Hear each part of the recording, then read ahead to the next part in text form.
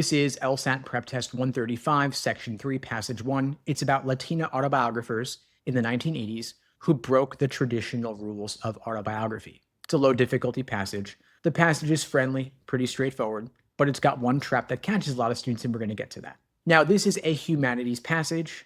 It's an appreciation piece. The author thinks these writers did something genuinely new with autobiography, and the whole passage is building that case. The main point is that these Latina writers reshaped the genre of autobiography by using mixed forms and nonlinear structures to express identities that a standard autobiography couldn't capture. Now, the most important paragraph here is paragraph 4. That's where the passage connects form to meaning. Everything before it is showing you what these writers did. Paragraph 4 tells you why it matters. Now, paragraph 1 is a timeline. The 1980s brought a wave of Latina writing in poetry, fiction, and short stories. Then by the end of the decade, autobiography showed up too.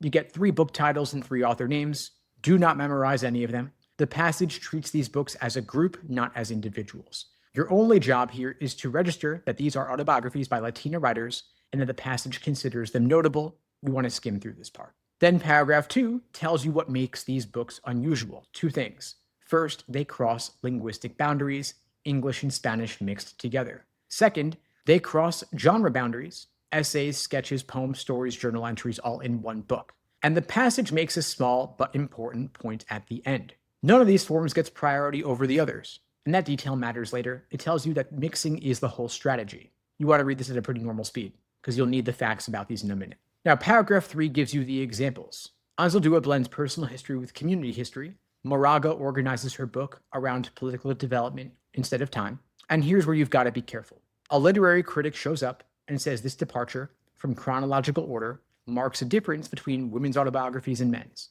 That is an outside voice. The author is borrowing that critic's authority, but the critic's claim is narrower than the passage's main argument. The passage is about more than just chronology. It's about every structural choice these writers made.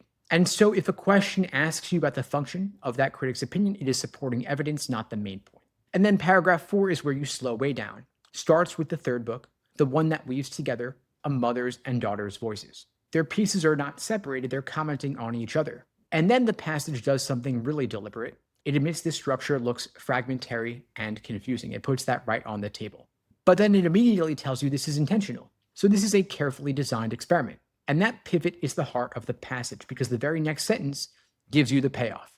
The mixing of structures mirrors the complexity of these writers' identities. Form reflects content. Multi-genre structure reflects multifaceted identity. That is the argument. Everything else in this passage either leads to this sentence or extends it. And then paragraph 5 is a short closing. These writers didn't force their lives into existing autobiography templates, they changed the template. And the very last lines add an emotional layer. These writers want to speak for themselves after being silent for too long. That's real, but don't let it pull your focus. The passage is not primarily about oppression or silence. It's about literary innovation. The silence line explains the urgency behind the innovation. It is motivation, not the main point. Now, the key move here is that connection between identity and form at the end of paragraph 4. Every structural feature the passage describes, mixed genres, mixed languages, non-chronological order, multiple voices, all of that feeds into one claim. These writers' identities were too complex for a standard autobiography, so they built new structures to match. That is what the hardest questions are going to test. And the author admires these writers with no reservations. You're going to see words like innovative and revolutionized. There is no pushback anywhere in the passage. There's no however, no critics object. It is a straight positive take.